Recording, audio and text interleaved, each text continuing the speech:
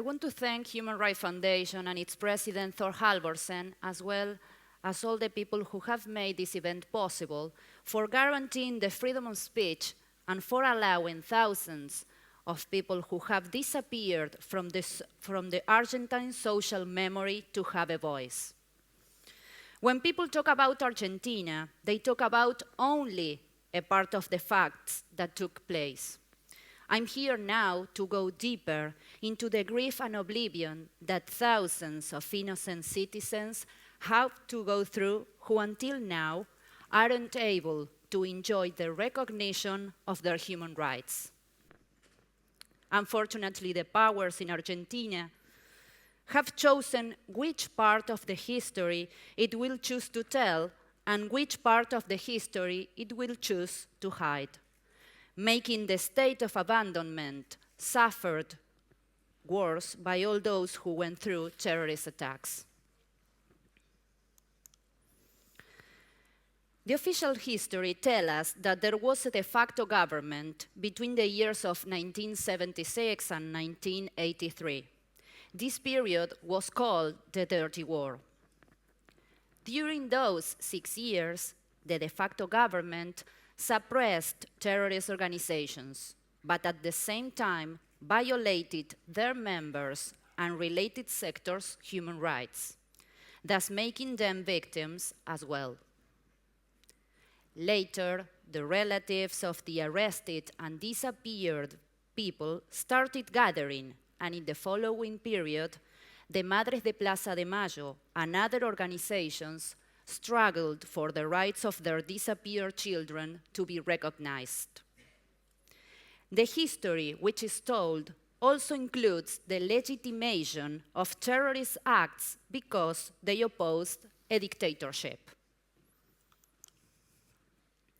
During the late 60s and the early 80s, around 17 armed organizations came into being in Argentina. They acted by committing terrorist attacks during both the de facto government and democratic administrations. 5 of those organizations reached national importance. 2 of those organizations, ERP, People's Revolutionary Army, and Montoneros, received international relevance for their contacts in Cuba, Libya, and Nicaragua. And with ETA, National Basque and Separatist Organization, and PLO, Palestinian Liberation Organization as well. For instance, Montoneros had military training in the Middle East, and in return, they gave the technology to manufacture C4 plastic explosives, which PLO later used in many terrorist attacks in Israel. The criminal acts of these terrorist organizations are not part of the history which is told. Therefore, their victims don't exist either.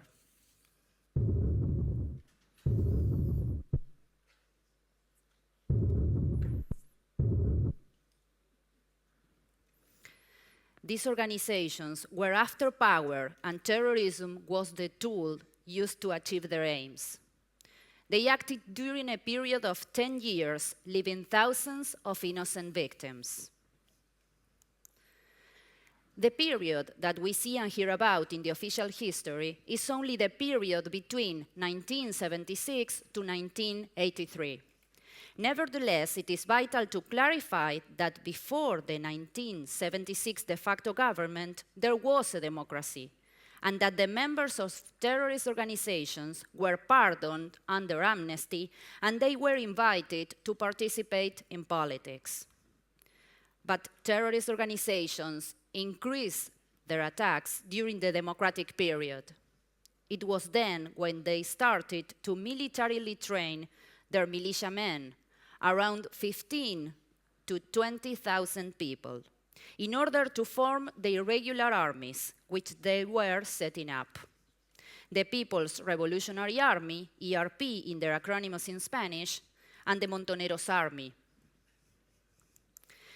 These terrorist organizations began their attacks during the military government in 1970 and continued during democracy, finishing ERP with the attack to a theater in 1978, and Montoneros with the assassination of a Swiss Argentine citizen and his chauffeur in 1979.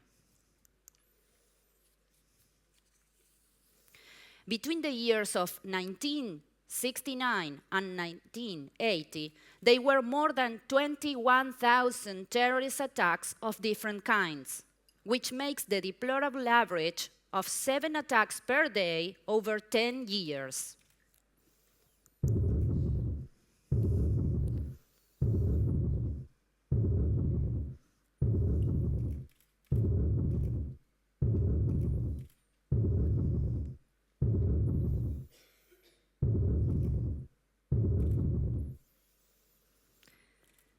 In December 1977, the London Times read, "Italian and Western German terrorists cannot be compared with the force and ferocity of Argentine groups."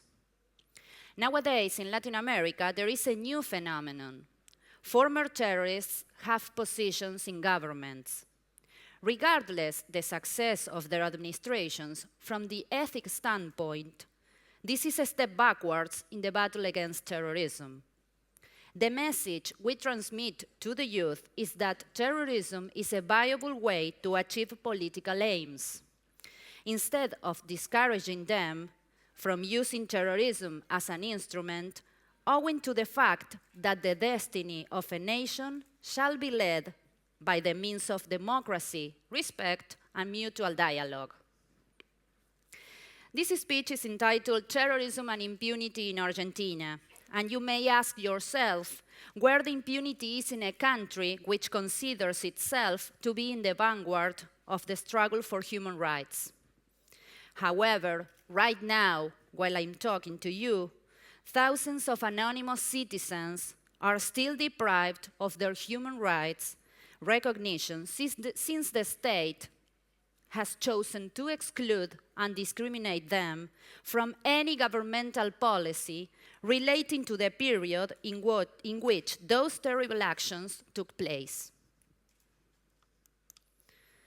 It might sound somehow abstract to speak about victims, so I would like to render them as more concrete through these pictures, which represent thousands of people without any rights who have waited for 28 years of democracy that the state protects them instead of promoting the impunity of their assailants, as it has been doing up to now.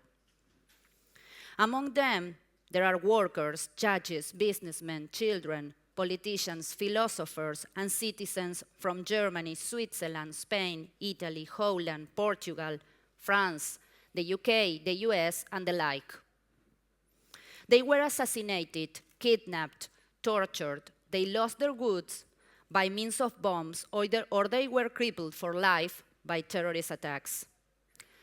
No legal case claiming for the victims' rights has succeeded in Argentine courts. Judges seem to be guarantors of the offender's impunity. Meanwhile, the members of terrorist organizations enjoy all the rights, social recognition, and the support of both the national administration and international NGOs and governments.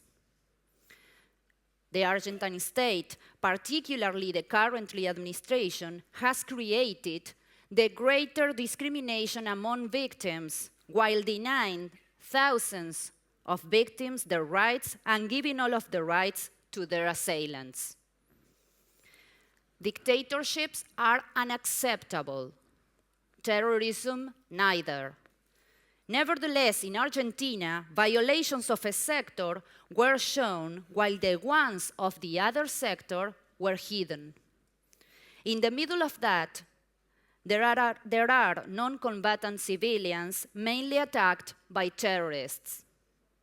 These innocent people are unprotected, witnessing that their aggressors are currently civil servants, journalists, etc. But on top of that, they are individuals who enjoy impunity.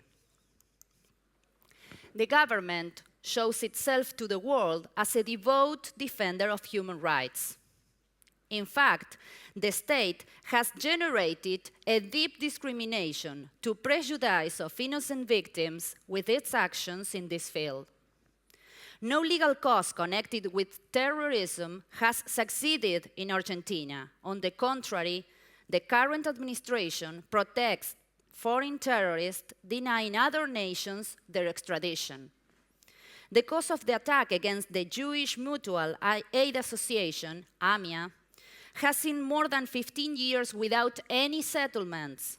Moreover, rumors are circulating that there is a governmental complicity with Iran, as it was denounced by a well-known journalist not long ago.